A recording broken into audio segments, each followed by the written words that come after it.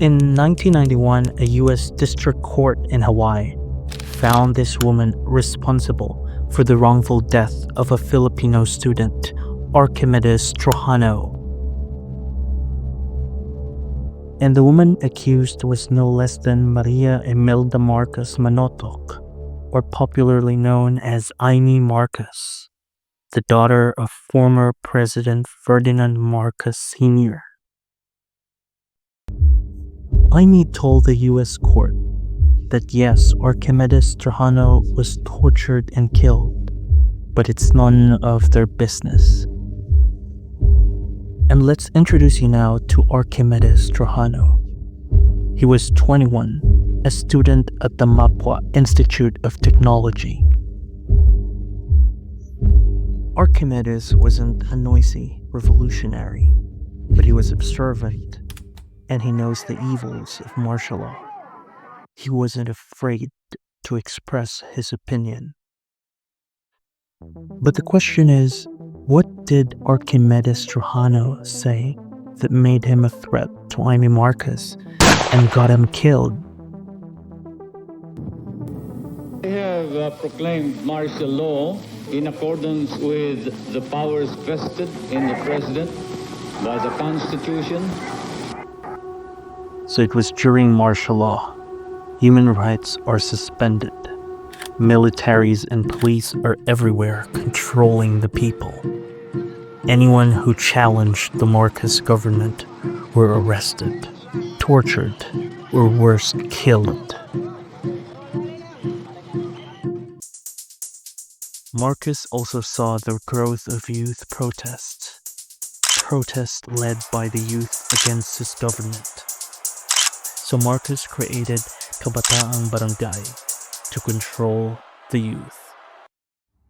The Kabataang Barangay was supposed to be structured to hold elections in each barangay. But instead, President Marcos appointed her daughter as the national chairperson of the Kabataang Barangay without an election. In August 1977, Imee Marcos, as a national chairperson of Kabataan ng Barangay, visited Mapua University for an open forum. In a room full of young college students, Archimedes was also there in the crowd listening. And then he did something remarkable. He stood up and asked a question. Must the Kabataang Barangay be headed by the president's daughter? She would not have gotten the position if she weren't the daughter of the president. What happened next was almost immediate and chilling. The guards of Imee forcefully seized him and escorted him out from the forum. Witnesses recalled that was the last time they saw Archimedes alive. 3 days later, his lifeless body was discovered on a road. His body showed severe signs of beating and torture. His face mangled. The official narrative at the time of the police was unclear. They said that it was a fraternity hazing incident amidst a government-controlled media. But Agapita Trajano, the mother of Archimedes, knew the truth. Her son was killed not by hazing, but for daring to challenge a Marcos. Yet she also knew the power of the Marcoses at that time. So in order for her to seek justice, she would need to wait patiently. The rise of the force they call People's Power reports now on the day it triumphed. In the year 1986, Marcos was slowly losing grip of his power.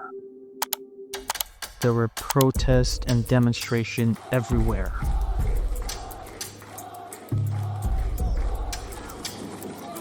And finally, in February 1986, the People Power Revolution forced Ferdinand Marcos out from power.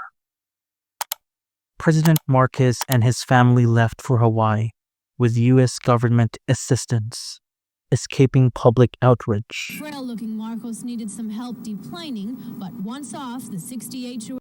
For Agapita Trajano, This was a critical moment.